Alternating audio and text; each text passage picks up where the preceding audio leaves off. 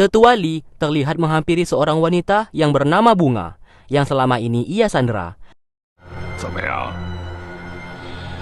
敢？ 只要你不为难我的家人。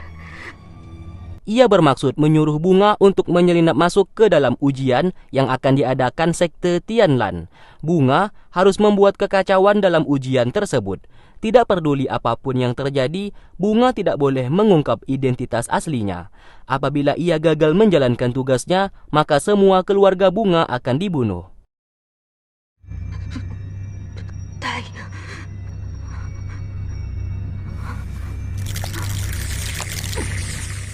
Singkatnya, beberapa peserta telah mendaftar.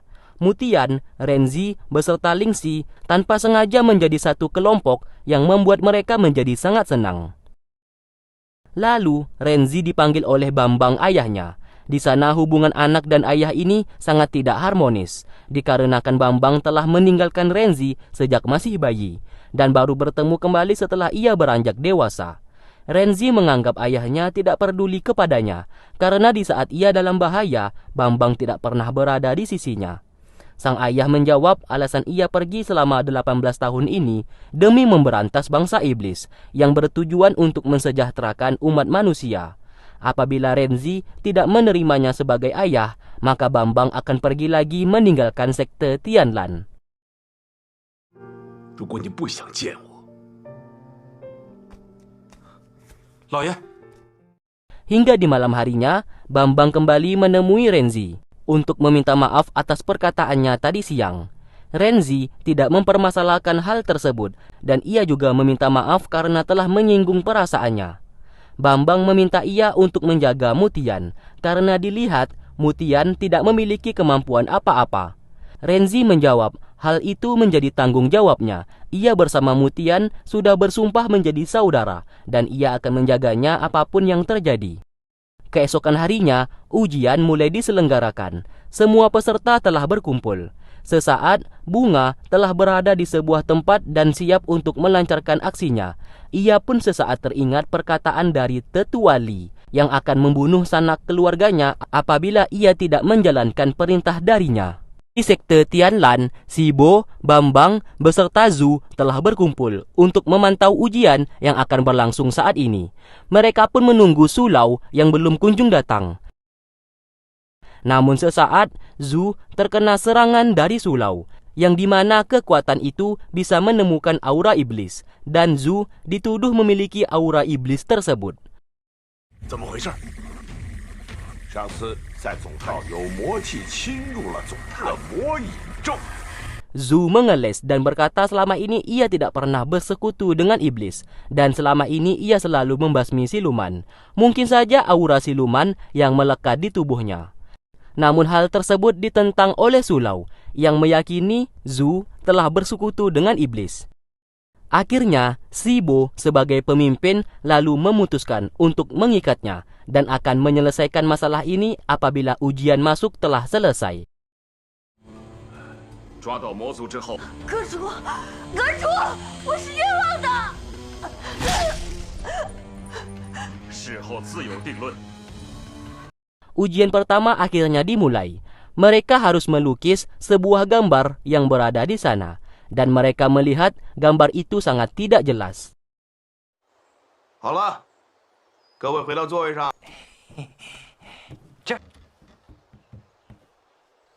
Sesaat, Bunga memasukkan binatang siluman ke dalam tubuh Mutian secara diam-diam. Semua peserta mulai melaksanakan ujian itu. Renzi dan Lingxi sekaligus semua peserta merasa kebingungan gambar apa yang berada di sana. Namun siapa sangka Mutian bisa melihat gambar tersebut yang seperti sebuah pohon yang berakar. Lantas ia pun langsung melukisnya di dalam kertas.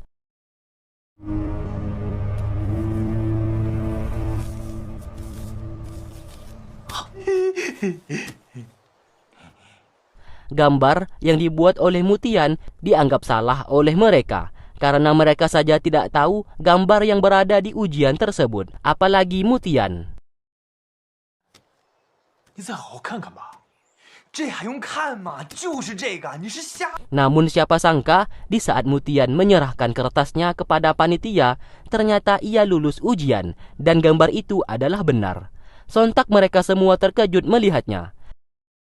Namun bodohnya di sini, Mutian mencontekkan gambar itu kepada semua peserta, biar semakin banyak yang lulus ujian.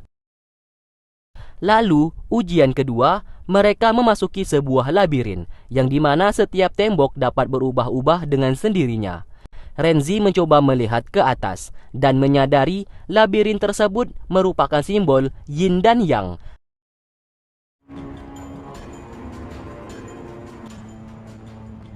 原来如此，中道路原是循着四象八卦而。四象之源是两。 Yang harus mereka lakukan saat ini mencari sebuah pintu agar dapat menyelesaikan ujian saat ini. Sesaat, Mutian menunjukkan gambar yang ia lukis saat di ujian pertama.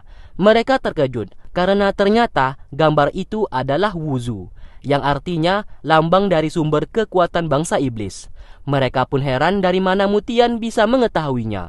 Mutian menjawab kalau ia juga tidak tahu. Namun, yang jelas ia melihat gambar itulah yang berada di ujian pertama. 就算可以得出答案，也推断不出。 主倒是无所谓，那万一苏姑娘他们也进不。 Saat menelusuri lorong tersebut, Mutian tanpa sengaja menyentuh lambang Yin dan Yang. Dan seketika, roh siluman macan tutul keluar dari sana dan menyerang mereka, yang membuat Mutian terbakar.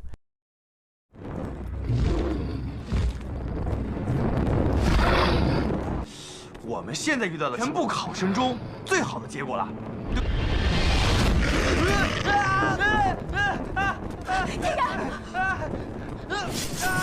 Untung saja api itu berhasil dipadamkan oleh mereka. Mutian lalu sadar kembali. Namun anehnya di sini, ia tidak hangus terbakar, karena terlihat jelas di sekujur tubuhnya tadi telah terbakar api. Sesaat, sebuah binatang iblis yang dimasukkan oleh bunga keluar dari tubuh Mutian. Mereka pun lagi-lagi dikejar.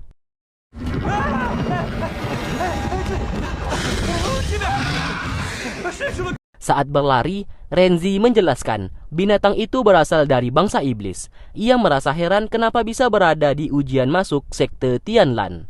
Semua peserta juga ikut menjadi korban amukan dari binatang itu. Karena tidak ada jalan lain, Renzi dan Lingxi mau tidak mau melawannya demi keselamatan semua peserta.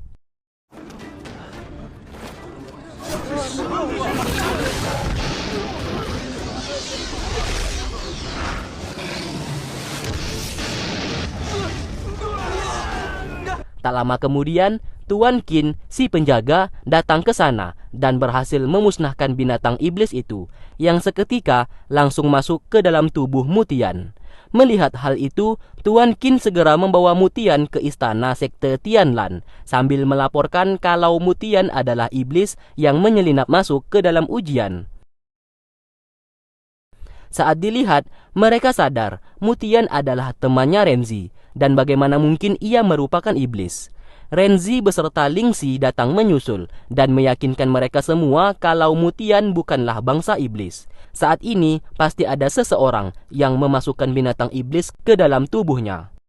Setelah Mutian bangun, Su Lao segera mengecek tubuhnya apakah iblis atau bukan. Sesaat binatang iblis itu pun keluar dan terbukti ia bukanlah iblis.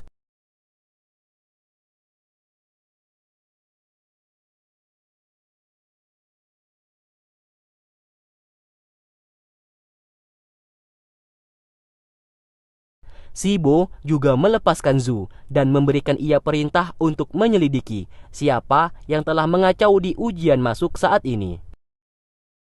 Mereka bertiga dipinta oleh Sibo untuk kembali mengikuti ujian. 你们要倍加小心。我们走。 Singkatnya, mereka berhasil menemukan pintu keluar labirin. Namun sayang pintunya terkunci dan hanya memiliki 2 kesempatan untuk mencoba. Lingxi mencoba menghancurkan kunci tersebut, namun sayang usahanya gagal, yang membuat Renzi menjadi sangat marah kepadanya karena main asal bertindak saja. Mereka bertiga sepakat untuk menyerahkan urusan ini kepada Mutian. Mungkin saja keberuntungan berada di tangannya. Mutian lalu mencoba menekan kunci di sana secara asal-asalan.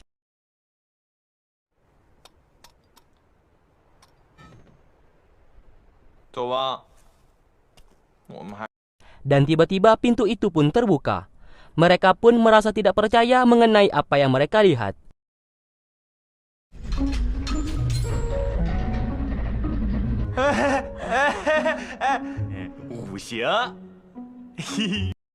Sementara itu, terdapat 2 orang yang hendak melewati pintu yang lainnya. Namun kini berbeda dan ada panitia yang berjaga. 2 orang itu bernama Bufan yang laki-laki dan Zimo yang perempuan. Karena berhasil menjawab pertanyaan dari si penjaga, mereka berdua pun bisa melewati pintu tersebut. Namun tidak dengan salah satu pria di sana yang bernama Lukman. Ia pun tak bisa masuk karena tidak berhasil menjawab pertanyaan dari penjaga. Alhasil, tanpa segan-segan ia pun membunuhnya. Yang ternyata ia adalah seorang siluman.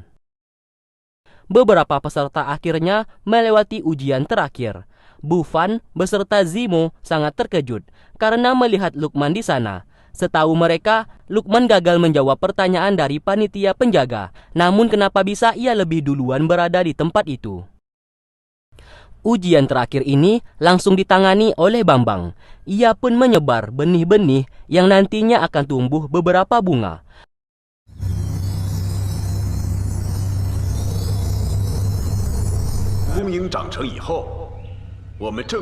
Ujian ini mengharuskan semua peserta membawa bunga tersebut naik ke atas, dan di atas akan ada panitia yang akan menyerang mereka. Semua peserta harus bisa menjaga bunga yang mereka bawa, jangan sampai hancur atau rusak. Apabila itu terjadi, maka mereka akan gagal melewati ujian terakhir. Sementara itu, Sibo membawa Zu ke sebuah tempat. Ia meminta maaf karena sudah mengikatnya tadi. Ia melakukan itu agar yang lainnya tidak mencurigai tindakan mereka. Kali ini, Sibo mau Zu menyebar beberapa siluman kecil dalam ujian kali ini, yang bertujuan untuk melukai Renzi, supaya Bambang tidak terlalu ikut campur dalam ujian saat ini, dan lebih mengurusi Renzi anaknya. Kembali ke ujian. Lingxi menjadi orang pertama yang naik. Ia pun harus berhadapan dengan panitia penjaga yang mencoba menghancurkan bunga yang ia bawa.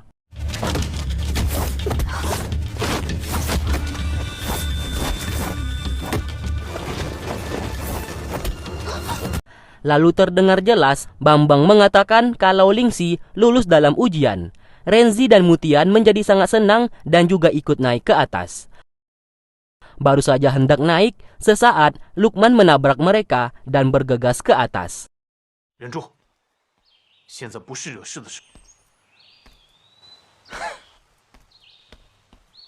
Ia pun berhadapan dengan panitia penjaga, dan ia yang tidak menyadari akan hal itu membuat bunga yang dibawanya menjadi hancur. Ia pun lagi-lagi membunuh panitia di sana.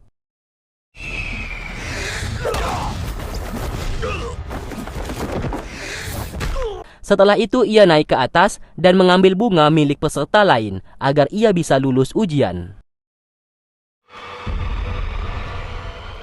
Sementara itu, Renzi beserta Mutian berusaha menjaga bunga mereka jangan sampai hancur.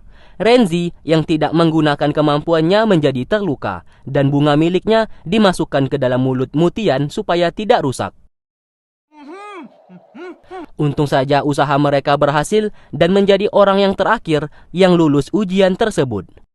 Bambang mengatakan kepada semua peserta kalau ini bukanlah ujian terakhir, karena ujian terakhir akan diadakan besok. Mereka akan masuk ke dalam sebuah hutan yang berbahaya. Peraturannya, mereka boleh menggunakan kemampuan yang mereka miliki, namun tidak boleh melukai atau saling membunuh. Singkat cerita, malam hari pun tiba. Bambang berusaha menyembuhkan luka dalam yang diderita oleh Renzi akibat ujian tadi. Ia berpesan untuk menjaga dirinya baik-baik, jangan sampai terluka. Tidak perlu memaksakan diri, tidak masalah apabila Renzi gagal, yang terpenting ia harus tetap selamat. Bambang berkata kalau ia akan mengajari satu jurus kepadanya untuk berjaga-jaga kalau terjadi apa-apa. Saat berada di pasar, Zu menghampiri Lukman yang sedang mabuk. Di sana ia mengetahui kalau Luqman adalah siluman dan mengajaknya untuk bekerja sama, yaitu ia harus mencelakai Renzi. Apabila tidak melakukan perintahnya, bisa dipastikan Luqman tidak akan bisa keluar hidup-hidup dari kota Qinzhou. 更何况，这是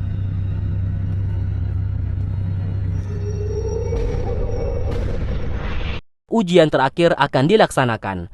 Peserta yang memiliki kelompok berhak untuk bersama-sama dalam menyelesaikan ujian. Sementara yang tidak memiliki kelompok harus bekerja sendiri. Peserta kali ini dipinta untuk mencari keberadaan sebuah gulungan. Siapapun yang bisa mengumpulkannya, maka mereka lulus ujian. Semua peserta pun langsung bubar untuk melaksanakannya. Sementara Renzi beserta Lingxi meminta Mutian untuk tetap berada di sana dan biarkan mereka yang mencari gulungan itu. Mutian tenang saja, mereka berdua akan melakukan yang terbaik supaya bisa lulus ujian kali ini. Mutian mau tidak mau menuruti perintahnya, namun ia kesal karena hanya dirinya yang tidak memiliki kemampuan apa-apa.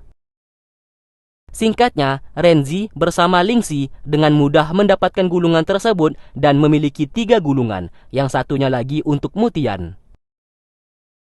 Sementara itu, Bu Fan beserta Zimo berhadapan dengan peserta lainnya dan terlibat pertarungan untuk memperebutkan gulungan tersebut.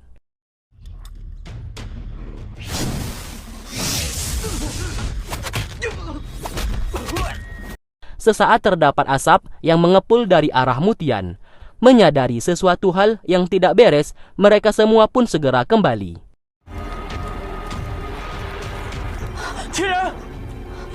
Di saat Renzi mendekati Mutian yang tergeletak di tanah, ternyata itu bukanlah Mutian, melainkan Luqman yang berubah menjadi iblis dan menyerangnya hingga terluka parah. Kejadian itu disadari oleh Bambang beserta Tuan Qin, penjaga kota Qinzhou, dan mereka pun bergegas pergi ke TKP. Sementara itu mereka semua berusaha bertarung melawan Luqman, namun tidak ada satupun kekuatan mereka yang sebanding dengan Luqman.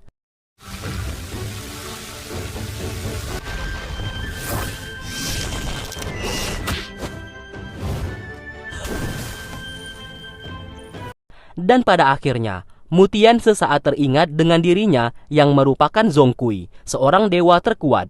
Kekuatannya mulai bangkit dan menyerang Luqman. Hanya dengan 1 kali pukulan membuat Luqman langsung binasa.